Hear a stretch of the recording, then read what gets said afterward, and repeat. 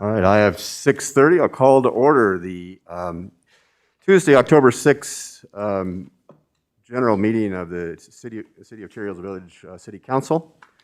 This is our regular meeting. First, we'll have a roll call of members, please, Laura. Councillor Safavi? Here. Councillor Wheel? Happy to be here. Councillor Brown? Here. Councillor Gallagher? Here. Councillor Shelton is absent. Councillor Blum? Here. We could all stand for the Pledge of Allegiance, please.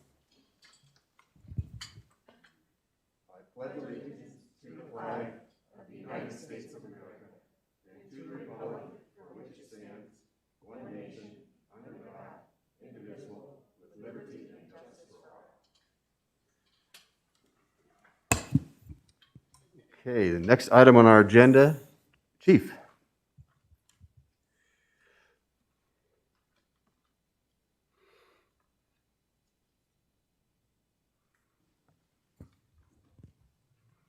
Good evening, Mayor and Council. I'm sorry, I never know where to stand in this room for these, so I think this time what I'm going to do is say hello to you all and then face out this That'd way be if fine. you don't mind. So, welcome everyone. I'm going to do this because I can't breathe and I have to read a lot here. So, like to welcome you all.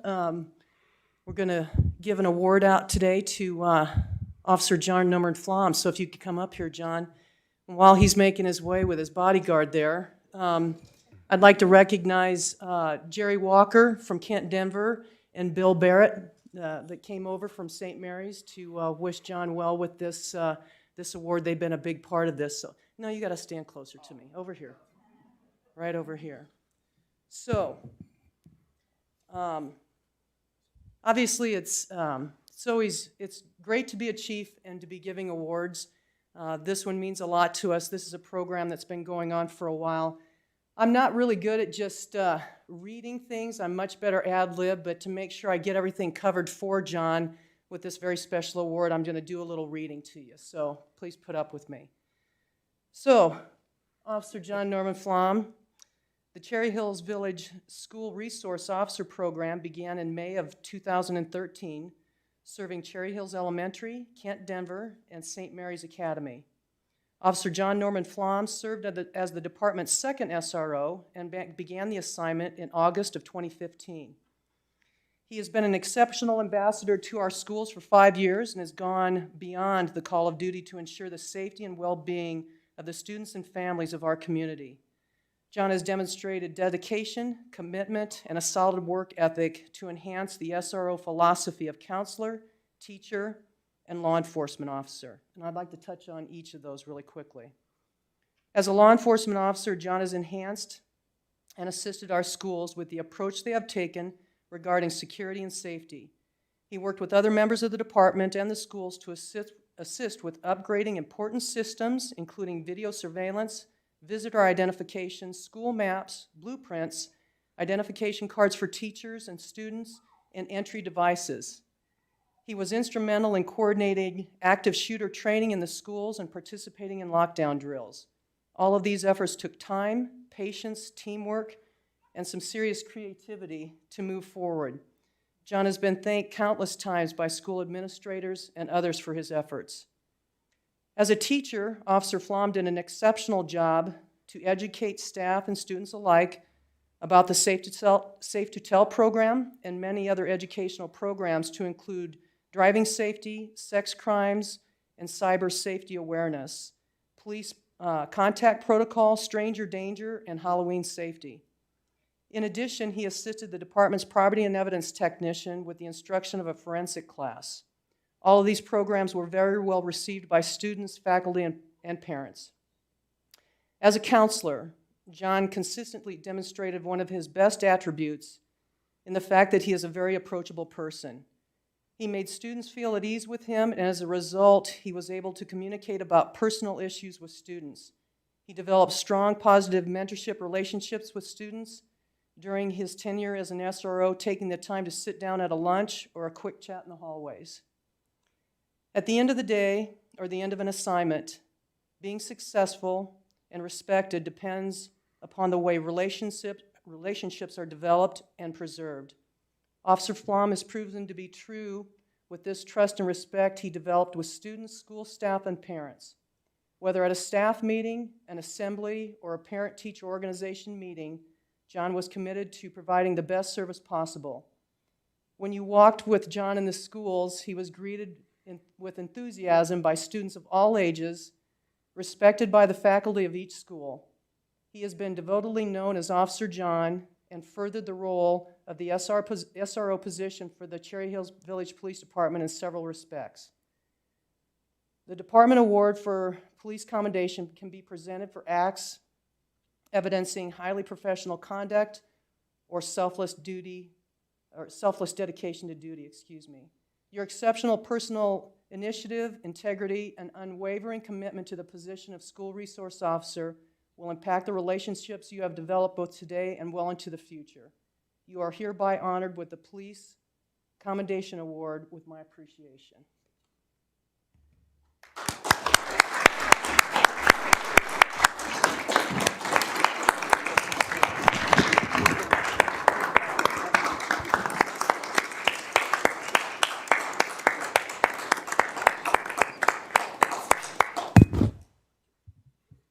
Thank you all very much. We appreciate it. Now, sir, I know that we're probably going to have a little exodus for this. If you That's could give us fine. just a second.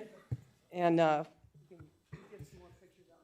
Can I say a quick word about Officer John myself? As a parent of children in school, I can only reiterate how much they love Officer John.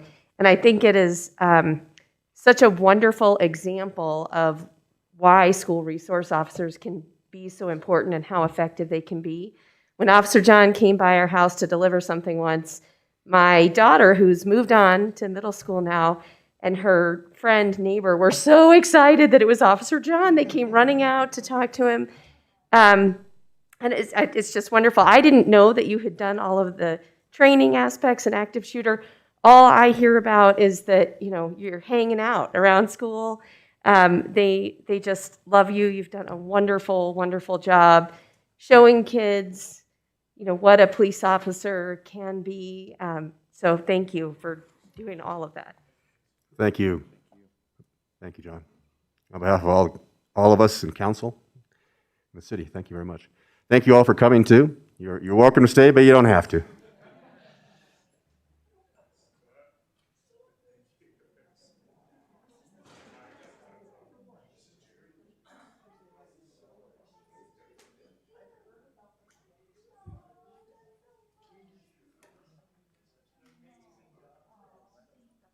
Oh, I thought you were talking about.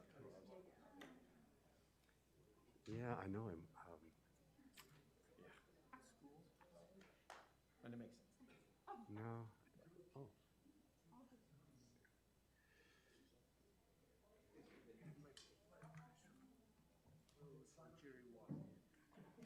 Oh.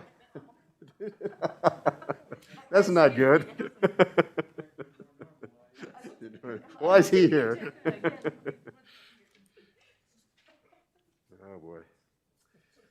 Okay. Hi. Oh, Jenny. You're just in time for audience participation if you want to sign up. You certainly can. You have to sign. You have to sign in. You missed it. If you want to, you're certainly welcome. Yeah.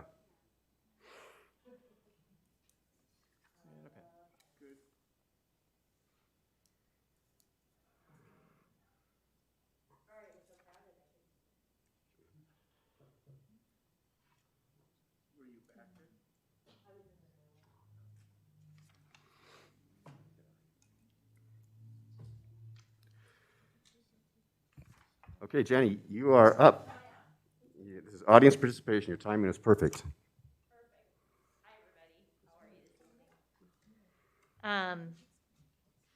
So I was just giving a quick update on the Cherry Hills Land Preserve. My name is Janie Carpenter. I live at 9 Random Road. So I've been a resident since 1999. And I'm also on the board of the Cherry Hills Land Preserve. I wanted to just give a quick update on our nature and conservation programs. because we have a couple of things we're trying to do this fall. As you know, we were not able to have the barn party and the trail walk, our sort of signature events, because of COVID. We are having stargazing, this we're hoping, if smoke cooperates. We'll have stargazing at Quincy Farm this Thursday night with Evan Gaffney, who's a physics teacher at Kent Denver and an amateur astronomer. And we have 30 people signed up. We hope that will happen. We're also having a fall adventure day, which is kind of our small scale version of a fall, like the trail walk. It'll be this Sunday, 3 to 5 p.m. We're having the Raptors, always a crowd favorite, doing a talent talk, and we're going to focus on pollinators and beekeeping, or not beekeeping, but native bees and the importance of pollinators. And it is sort of the kickoff of our 2021 bee project, which you may have read about in the Crier. There's an article on the October 1st Crier. Yes, in the Crier, but the local one, the idea of trying to encourage our residents to make positive choices, the importance of local pollinators, and how we can make choices to support them, right? And make them thrive and then make the village thrive. But as part of that, we wanted to express our support for, I know, a resolution you all will be considering at some point about pollinator-friendly practices and our public land management. And we think that's a great idea, and we'll be working to educate residents about what choices they can make as well to do that. So just wanted to let everybody know. And if you're interested in the 2021 Bee Project, please check out the Crier article. Great. Is there still room to sign up for the Sunday event? Yes, we are capping it at 50 people because of COVID. And so we actually might even split people into 2 time windows. Everything will be happening at Quincy Farm. Thank you very much for letting us do that. And there are a few spots still available. Oh, I wanted to thank you too for the fielder presentation. That was, and the 14ers and the history of the Colorado 14ers. Yeah, it was pretty cool. It was a very nice event. A great opportunity to highlight an author who lives right in the community. So that was awesome. Well, thank you all very much and we hope that the resolution can pass. I know you guys have to navigate a lot of issues as you think about those things, but we certainly hope that our community, we're recognized as a tree community, we're recognized as, having a lot of open space and trails, and we hope we all want that to thrive going forward. So some of those conservation and stewardship practices are really important going forward. Thank you. Thank you very much, Jenny. I'll skip reports of city boards and commissions. We'll move on to agenda item 7, consent agenda item A through D. Does anyone want anything removed? If not, I move to approve the consent agenda. Second. Motion and second, all in favor? Aye. That passes unanimously. Next, new business, suspending the master plan process. Chris. Good evening, Mr. Mayor, members of council. I believe we discussed this item previously, but just to make sure that we're all operating from the same page, the Planning and Zoning Commission began discussing temporarily suspending the master plan process on August 11th. The primary motivations for their discussion centered around the fact that the current limitations about in-person meetings really presents a barrier towards the process moving forward. The Planning and Zoning Commission felt it was imperative that the community have a chance to weigh in through a town hall format early on in the process before too many decisions get made. And since there is no external force deciding that this process needs to be done in a certain deadline, they ultimately decided on September 8th to recommend to City Council that we suspend the master plan process until further notice, no date certain. And that vote passed 6-0. The contract with Rick Engineering allows this to happen, and they are fully aware and supportive of the process. The other limitation I did mention was the Citizens Advisory Task Force. The Planning and Zoning Commission felt strongly that really, for it to be everything that it can be, they want that to be an in-person process. And it's a relatively large group, and so therefore they recommended to City Council that it be suspended. And to be unsuspended when? We were going to check in with planning and zoning maybe in November or December, although likely it's now going to be December. We would probably pair that on an evening when they would have a normal hearing and say, all right, how are we feeling now? We would have a lot more guidance by that point from Tri-County and the state. That's really primarily what they want to look towards about large gatherings. And so if they decide not to make, they're going to recommend to you when we should start again. So we're going to check in, we as staff are going to check in with them periodically to see if they feel, based on state and Tri-County recommendations, that we could start again. I think that's great. Any comments or thoughts? I move to suspend the master plan process and the Citizens Advisory Task Force until such time that large public in-person meetings can be held. Second. There's a motion and a second. Any discussion? Hearing, seeing none. All in favor? Aye. Thank you, Chris. Appreciate it. All right, I'll give you the reports. I'll give a little on the mayor's report. On September 18th, the CML Executive Board met, and we took position. The CML Board took positions on some of the propositions that are coming up on the ballot. Paid leave, CML is against that. Unfunded mandate, and it's going to cost everybody a lot. Particularly, it's going to be burdensome for small cities in Colorado. The same for the smoking tax increase. CML is opposing the smoking tax increase primarily because the amount that the governor is putting on is so great that it's going to cut into the local revenues, and there's no revenue sharing. So basically, the local communities have a tax of their own. If this comes on top of that, and it all goes to the state. That was the consideration, that it really left the municipalities out of the funds that are going to be generated from that. So I don't know that made the governor happy, but that was the position of the CML. And also on the Gallagher amendment, the CML's position is yes to the amendment, to vote for to eliminate the Gallagher amendment of the Constitution. So, and I think that was actually unanimous on part of the board. On September 30th, the CML District 3 meeting was held, and Councilor Wheel was there. It was virtual. It was interesting. We got to go around and hear all of the jurisdictions in District 3 and talk about what's going on in their in their communities. October 2nd, we had the executive meeting for the split Bellevue I-25 interchange, and the city manager and I attended that. That was a virtual meeting. That was meeting number 8 in the series. So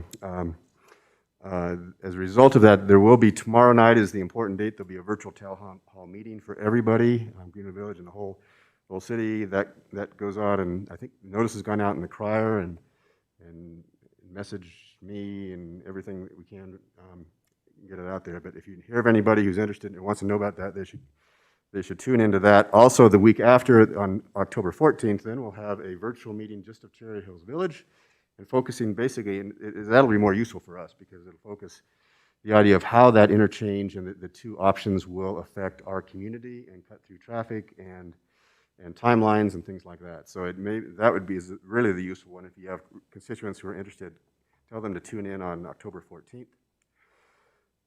Metro Mayor's Caucus we held that on October 1st. Governor Polis came and talked about COVID and other issues.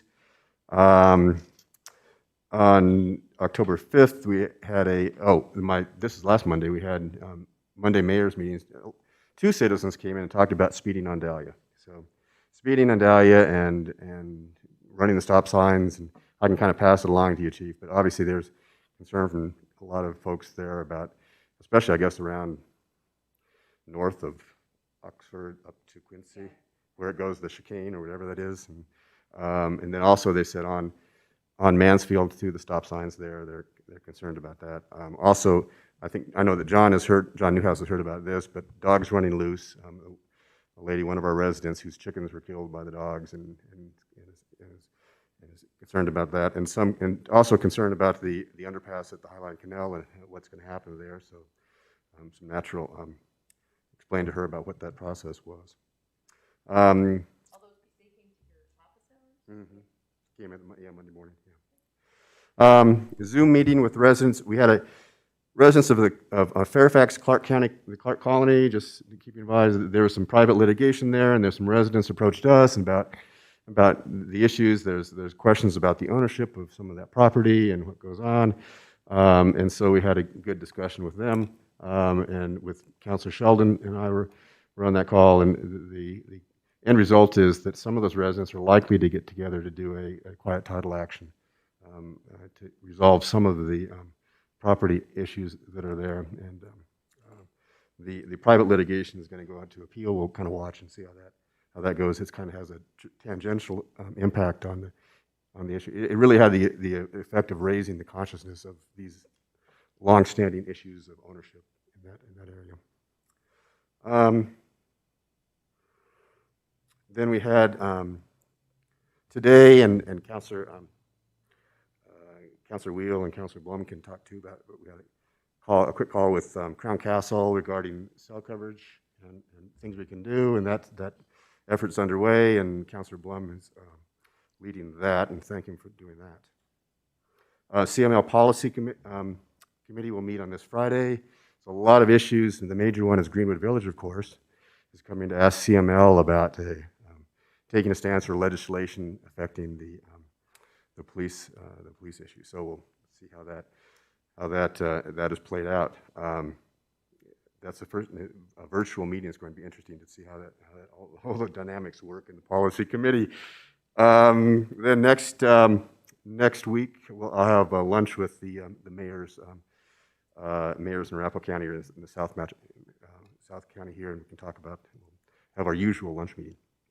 Finally, this is a review time, and I've spoken with the Mayor Pro Tem about this too, but we have and the city manager about possibly reviewing the city manager. He's only been here 4 months. We've talked to Chris. If I can get your thoughts about that, we can certainly do it. I think the city manager has expressed an interest that he would appreciate being reviewed, and they may be short reviews. You don't have to do them, but I think compiling those and getting them together, if that's the wish of council, I'd be happy to take charge and kind of compile those and get those out, and then compile them and give that feedback to Chris. So, and I think also the city attorney has expressed the same interest that possibly being reviewed, and so we'd be happy to do that. I know feedback is kind of always appreciated, and assuming that is true too. So, council, you can give me your thoughts about that. Mayor, just a quick note. I think, those folks that do report to the council, I think it is good to get feedback from the council. Those people who want to go ahead and write maybe a couple sentences or a couple paragraphs, provide, feedback. I think that would be a really nice thing to do. And of course, I think, Chris, you're going to provide feedback to everybody anyway, but I think those that are reporting to the council would benefit, and it would appreciate getting feedback from us too. So And our thank direct- you. I like that opportunity. And our direct reports, of course, Laura is a direct report to us, and Jessica is a direct report.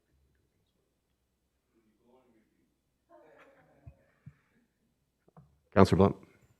First, a procedural question. The next council meet, or the November council meeting is scheduled the night of the most important election of our lifetime, supposedly. What are we going to, I think in the past, maybe we've moved it to Wednesday. So my question is that something we need to determine tonight? What we want to do about that? I'm glad you raised that, because I hadn't even. I just looked at it. Yeah, it's always. And I think we moved it. We've canceled in the past, and at other times we've actually had a quick meeting and then run out to home, because our meeting's at 7. The results usually don't start coming in until 7, so. Well, so if it matters, I don't want to set the table for anybody to be distracted while we have a meeting. But I do think, based on some previous criteria that we've received from council about the opportunities for Zoom meetings, I do think that based on our current agenda, would be eligible for a Zoom meeting. So, not that I would encourage anyone to have a second screen on watching election results. I'll just say we won't know what else you're doing. I think, in the past, the issue's been council members who want to be at some party or something like that, and they couldn't make it, so whatever the wish of council. Can we start earlier? Well, it's a relatively light agenda, and we absolutely could start earlier. It's 30 up to minutes council. earlier and lighter agenda, if that's possible. Yeah, start at 5:30. 5:30. We could certainly do that, yeah. We have to notice the public on that? Yeah, we'd have to give, yeah. General notice of every meeting that we have. Is that 5:30 and Zoom, or is it, okay, Yeah, right now it'd be Zoom. There's no Okay. reason for us to be in. fine? Okay? Is that good? Thanks, thanks. All right, the other thing is, the mayor, myself, Randy, Chris, and Jay met today via Zoom with a representative from Crown Capital. I thought it was a very informative meeting to try and determine where our weak spots are as far as cell coverage. And it's based upon the maps we saw three different cell coverages, and without AT&T, which is not part of Crown Capital, we saw a lot of gaps. And it was interesting that the representative said he would meet back, I think at the mayor's suggestion, meet with their sales staff to see where they would look at possibly doing some type of tower that would benefit us. And we're going to follow up. I guess there's another meeting set now, Laura, with Zayo. But I think it's very informative. I think it's informative for Randy, myself, and the mayor just to see that and see where the weak spots are. So the question is, and the question came up, do we want to publicize the fact of ask the citizens if they are happy with their cell coverage? And if not, here's the phone numbers for your various people.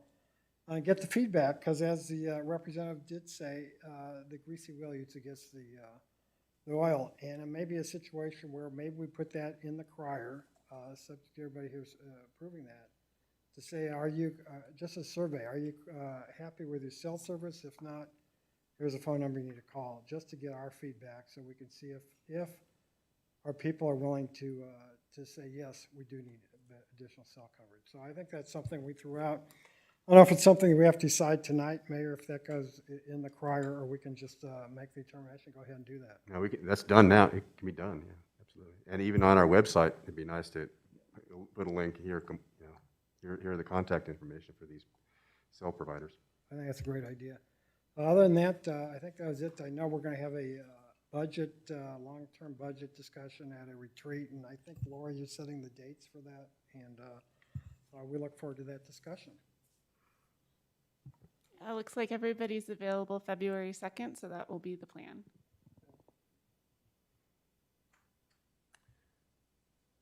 Councilors, I want to just recognize the resolutions that's going to come up, and this is recognizing the importance of protecting and supporting pollinators in Cherry Hills Village.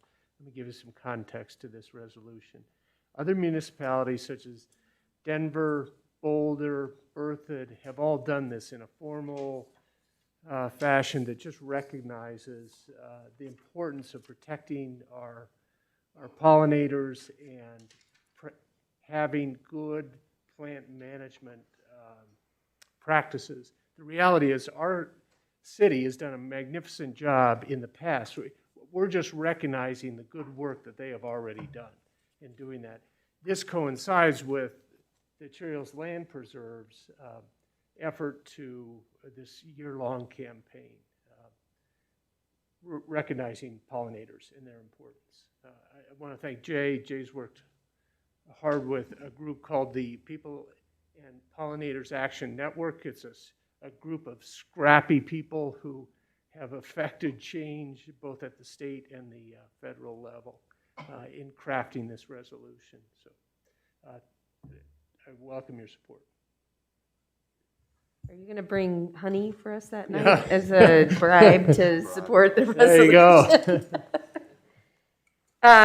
I just wanted to mention a couple things. Number one, I think it's a little unfortunate that the Cherry Hills specific Bellevue interchange meeting is next week, which is fall break for Cherry Creek schools.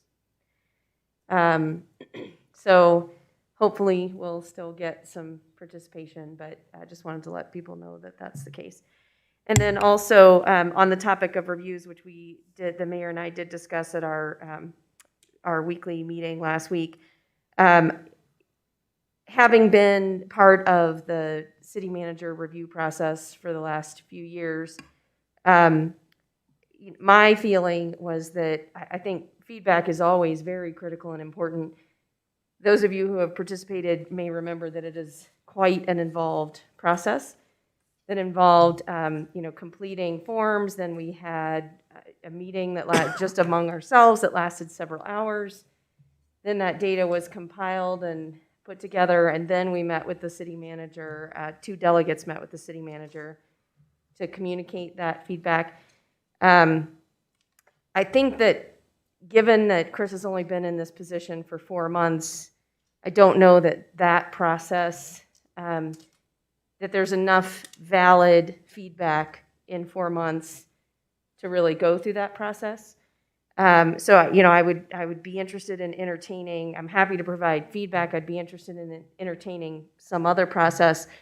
My instinct is, particularly since we haven't budgeted any merit increases at this point, which is what usually the review is an impetus for, would be to consider waiting until after our retreat when our goals have been set as a board, and then providing both, that would be at about 6 months of employment, and going through a review process at that time. We may want to consider, since the city attorney has, I don't know if we've ever reviewed the city attorney in the past. I wasn't part of that. And the judge was another one. I don't know if we've ever, I don't remember ever doing that. We've done brief reviews for the judge. Okay. But I'm sure I don't know what those processes looked like either, because I just don't remember participating in that. Maybe I was given the chance and didn't have any feedback. But, and then in terms of, the mayor and I discussed the city clerk and the treasurer, and we'd never reviewed those people in the past. There was some discussion around whether that's appropriate or not, and I think where we left that was that the city attorney has been asked to kind of draft a memo about what the right way to do that is. And so I guess I would suggest that we wait to receive that memo to decide how to proceed with that. And I think that's it. Councilor Wheel? Dr. Cog has been quiet, work sessions were canceled, and so on. Committee meeting coming up, but nothing that really bears on Cherry Hills Village. And neighborhood, everything's going smoothly there, so basically no report. Councilor Safavi? No report, just a quick comment that, again, I want to encourage our citizens to continue wearing the mask, get your flu shots. It is truly, I look at the data on a daily basis, and most of us don't have access to 49 specialists, 2 helicopters, and a doctor or hospital in our house, and access to experimental medicine. So I really encourage our citizens, regardless of your age, go get the flu vaccine, continue wearing the mask, and let's just get through this November, December, January time together, and hopefully, fight the flu nicely, and as well as obviously COVID. So that's all. Thank you. Just that reminded me too that we do have the RTD district is competitive race this year, and so one of our residents is running. He's the incumbent. He's being challenged, and there are some public sessions being held, debate sessions and things like that. I encourage you all to walk in, because that's an important place, and the votes are going to count. It's a very they have a lot of challenges at the RTD. Yes. Who would want the job? Chris. Mr. Mayor, members of council, first of all, I couldn't agree more with Councilor Safavi's comments about COVID. We've been including lately in the weekly updates some information about Arapahoe County and then Cherry Hills Village COVID numbers. I don't know if council finds those interesting. I think we certainly do. We actually have seen a little mini spike here in Cherry Hills Village as well. This is local, it's real, and it's here in our community, so I would echo that. I personally, I only have a team of 46 doctors, so I agree. We really need to be careful with this. Chris, a question on that. Sorry to interrupt, but when you pick up data, for example, I went over to UC Health and had a COVID test. It came back negative. But do you see that? Does the city or the county, get that information and put it back to where the resident. Arapahoe County compiles those numbers based on data they receive from CDPHE and Tri-County. Now, we really do provide that as a snapshot for the day that we report it. Please, it is not, it is, with rolling reports like that, sometimes we will count, not we, sometimes they will provide numbers of tests that have been administered, but they don't have the results yet. So if you paid attention to a certain week, one week we may have reported that had this number of tests and this number of positives. The next week, the tests may have stayed the same, but the positives may have changed. That's simply because there's a delay in finding out results and things like that. So, you know, if you're interested in getting some really super accurate numbers for working with constituents, you know, I would say talk to us, and we would need to do a little bit more digging. We're just grabbing some easy to get numbers that provide a nice snapshot about Arapahoe County and Cherry Hills Village. They are not what I would call a rigorously executed accumulation. Chief, do you keep track of COVID reports in the community, so if you have to go answer a call there, you'd know? No. So You ask as a matter of policy when you go, when they make a call? Do they ask if when they make a call to a residence in the village? So what we have done, we still have some service modifications in place that when we can, we still make a phone call to misdemeanor crimes and things like that. If you prefer that we go, we will go out, but the officers are masked and everything. We have had a couple of instances where the officers go out to investigate a felony incident or something, and a resident there will say, I've tested positive. And so everybody, you know, goes through well, let's talk at this distance and things like that. So it's usually self-explaining, and then I have to tell you, the handheld Brazos units that you approved for us to do this year, that's very helpful for the officers when they're out there, and I think you'll see at the next meeting when you get your statistical data that, you know, we've been engaging a lot in some of the traffic issues that people had pointed out. So, and then we continue to put the trailer out. But in answer to your question, I don't have an exact answer for you, but the staff is very careful, and I think we've done a good job so far. And no positives in your staff? None. I was also going to mention a couple of items that council members have brought up, but I do want to emphasize to our residents about the regional meeting regarding the I-25 Bellevue interchange, the Zoom meeting tomorrow night. That is going to be the best place to get a broad overview about the whole project. But if you could only pick one, the meeting next week about the more specific impacts to Cherry Hills Village residents is really the one to pick. And that's an opportunity to learn, hear about some of the background about where we're at with the alternatives, where they're at with the alternatives, but also to give your feedback. This is a great chance to give your feedback to residents. So It's also going to be recorded, so absolutely those that miss it we can post it on our website and that's right. and have people have access to Absolutely it. right. And then the Crown Castle meeting was the other thing I was going to bring up that council brought up. So kudos there. So the two other things that I have for you, I did receive a proposal from the management plan for Quincy Farm from Natalie Anderson. And did you see that bug? That was a big bug that just flew right there. And so she had requested to just sit down with me for a few minutes on Thursday to talk about that. And so I have not sent that to council yet because I want to just hear that meeting and just make sure that there's nothing that needs to be modified or changed before it gets sent out to you. But assuming there's no changes, I would expect to see that Thursday from me. If assuming that all happens, we will then schedule that for October 20th, towards the end of the meeting, an opportunity for a presentation and some questions. I would ask that council refrain from, sort of making any conclusions. It's just a first proposal. We will have an opportunity for instructions to negotiators on a real estate project and executive session right after that. And so there will be a chance for us to review more in depth and a chance for council to provide instructions to staff and legal counsel on negotiation process. So heads up on that. And Actually, no decision on the 20th, but just. No, no, no, no, no, no, no. It is a first step. It is Simply just a first the step. start of the communication and That's right. education. Good point.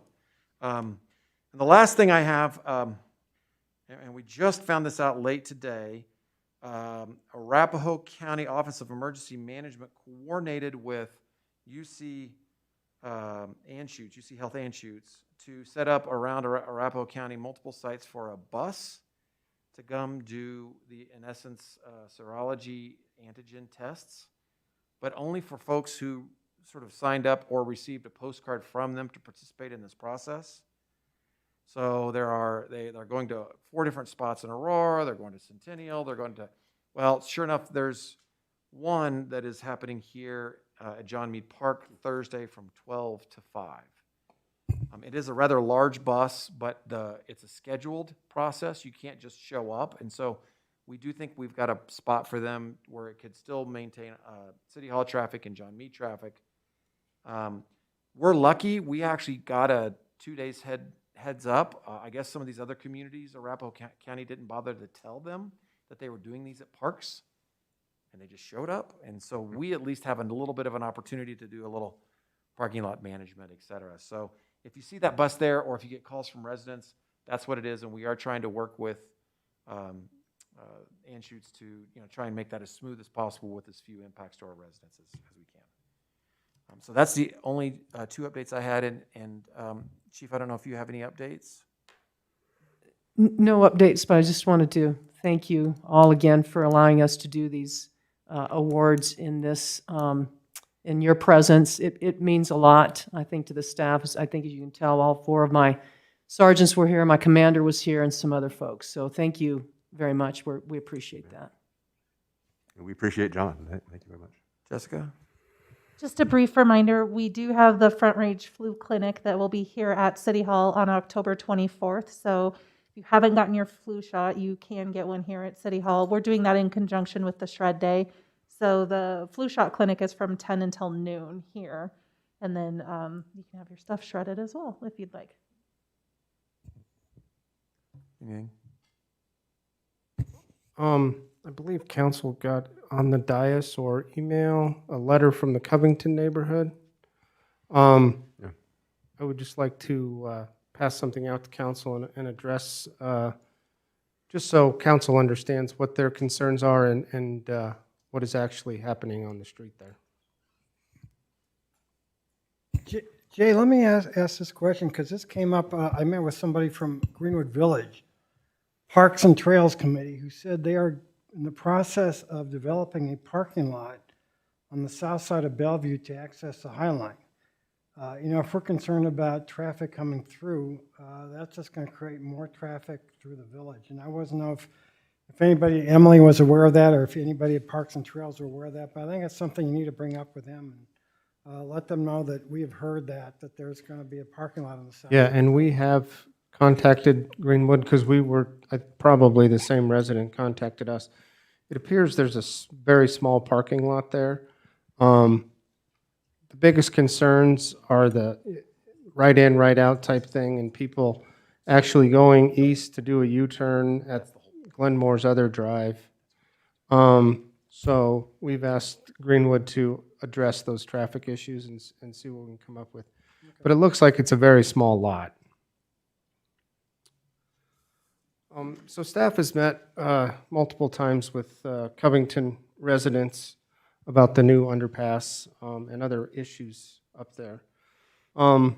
Just so it's clear about what they were talking about in their letter, the underpass right now, as was approved tonight, does not have direct access to that bridge or underpass due to the constraints of that site.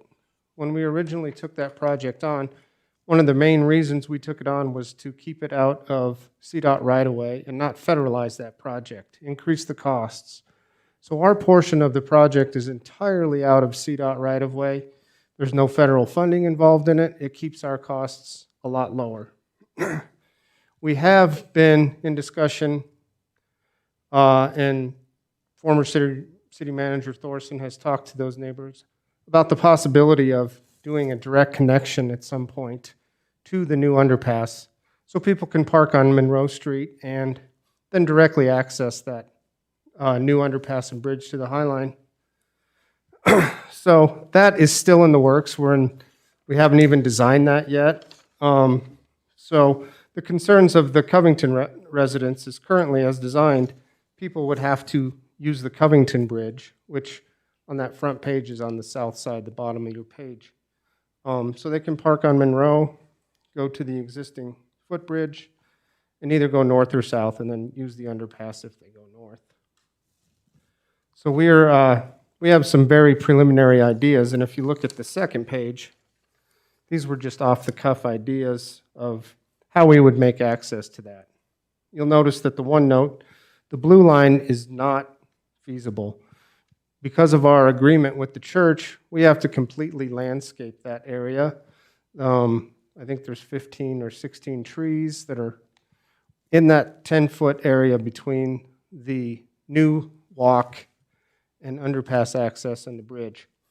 So the green line is a feasible line that we believe we can make 80-day accessible, and we can get access directly from Monroe to the new bridge and to the new underpass.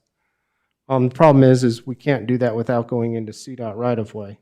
And that was the whole point, to keep this portion of the possible future project out of the original project, just so we didn't have to deal again with those CDOT issues, their permitting, their requirements, those type of things. So we will start some preliminary designs with our engineer who has designed the project for us, Kimley Horn, and look at how we can do that.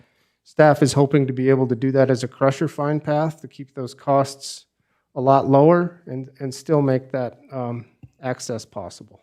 Jay, the only reason we are doing this, it seems, is to allow outside people to come park on Monroe and then access this. And do we even want to do that? I mean, the way that, if you look at page 2, all that is coming up from underground there to the new bridge, and people coming in from Denver or whatever would access it. They don't need it. So the only reason to have this would be to accommodate people parking along Monroe Street to access the village. And do we want to do that? It's what Greenwood's doing with that small parking lot on the south side of Bellevue. Is this something that we would? Well, they might be as a- residents. I think what it does is alleviate more foot traffic through Covington.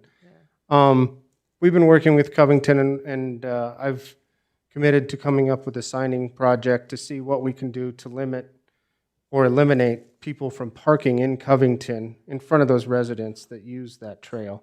We have about 15 spaces on Monroe that we've already marked out as trail parking, as always has been. I think this gives a lot better access from Monroe, where residents or non-residents can park and they can directly get to that new bridge or to the underpass without having to go through the neighborhood. So it's really to accommodate our residents that would be parking along Monroe, is the only reason we have this. When we met with the Covington folks, their contention, and I don't live there, so they probably have a better idea than I do. Their bridge to the south is already acting as a sort of a mini trailhead. That folks are parking there today. And so therefore, if we have now this underpass, their fear is that it's only going to increase. And so, I think that's why they're pushing extremely hard to get a connection more to this underpass further north to head off some of what's already occurring and keep it from getting worse.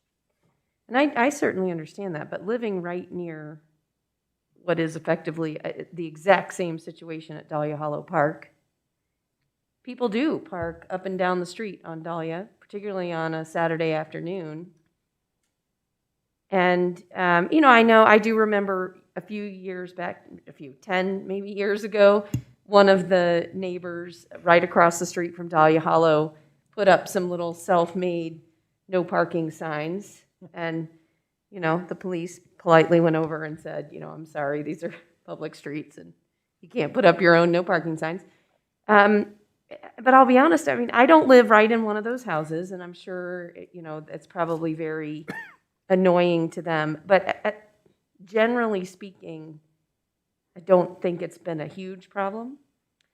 And so I'm a little cautious about what we do for this group of people. There are many other sort of small access points along the canal that we just have to be careful of how we, handle those. And I guess I wasn't really aware that you couldn't get to the underpass from the east side of the canal. So I guess you can't go through that parking lot and get into the underpass that way now? I always thought there was well, some little you trail could, you'd there be and then it went trespassing. under, but. Yeah, you'd be trespassing, but once the underpass is completed, there's certainly an opportunity for social trails to take root. Well, but that also is, it's a pending question, but that could be residential lots in that area. Yeah, okay. Parking lot But you now, can't but- do it from the north side? Isn't there a sidewalk along Hampden there? No, there's no sidewalk. There's And no that's what, sidewalk there. and that's what this would be essentially is a What is sidewalk that from thing that Monroe. looks like a trail above 48 Sedgwick Drive? That looks like, I thought that looked like a. is that a That's where fence? the sidewalk ends right at the High Line there. From the west side. Oh, so it doesn't go across? No, you can't go across Hamden. There's But no you can't- pedestrian you can't- bridge. Well, okay, yeah, okay. Councilor Brown, I would agree with you I guess I that. never realized that. Sometimes there is an opportunity to be overwhelmed by smaller requests that once the momentum starts, it's hard to stop. I do think there are some unique circumstances with this one, though. From a staff perspective, I think we actually think this makes a lot of sense. It is at a key intersection for an area that is going to have brand-new access that has not had it before. Further, we are doing a capital project to facilitate that, and so additional facilities in conjunction with that capital project are very common. And so I think this does distinguish it a little bit from some of the other potential requests that might be out there. I'm supportive of this if we are trying to do this as economically as possible. And the Crusher Finds Trail aspect of this, I really do think we can do this in a very cost-effective manner that still provides a common sense amenity to the project, shortly after construction. Yeah, I don't know that I'm not necessarily opposed to that. But then I do think it raises some other concerns, to Al's point, that then I think it has the potential to be a big trailhead rather than just, people kind of parking in a neighborhood and accessing the trail that way. So I'm not saying I'm opposed to it per se. I guess I'm just saying that, that bridge is we're not taking that down, right? That's still going to be No, there. that's Correct. still a Okay. public trail, correct? They certainly wouldn't mind it if we did, and Right, maybe have even asked if we would consider it. We have politely told them that is not an option. Well, I guess my point is just that in the interim between, when the underpass is available and when we're able to provide some connectivity directly to the underpass, I appreciate working with neighbors in every community, but I just would caution us not to do, for one, something that we're not willing to do 3 blocks away. Because, as soon as the word gets out, that request will come. And so just to remember that it's maybe a broader request than just that one spot. Where the underpass goes under Colorado Boulevard, it comes out on the east side. Isn't that a park there that'll come out in? Is that a park? Yes, that comes out into Denver It would Park. seem to me to make more sense for people to park over there than to try and. There's no parking there either. In that park area? There's very little. There's only 5 or 6 places up there on the north side of that park. Church that's in there, and their parking lot is there, and I know, a lot of people use their parking lot. Thank you, Jay.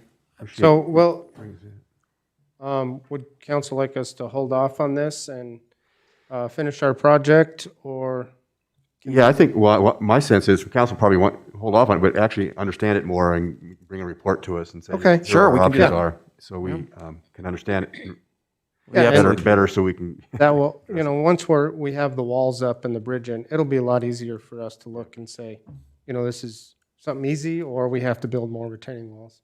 This is helpful to understand what they're Okay. talking about.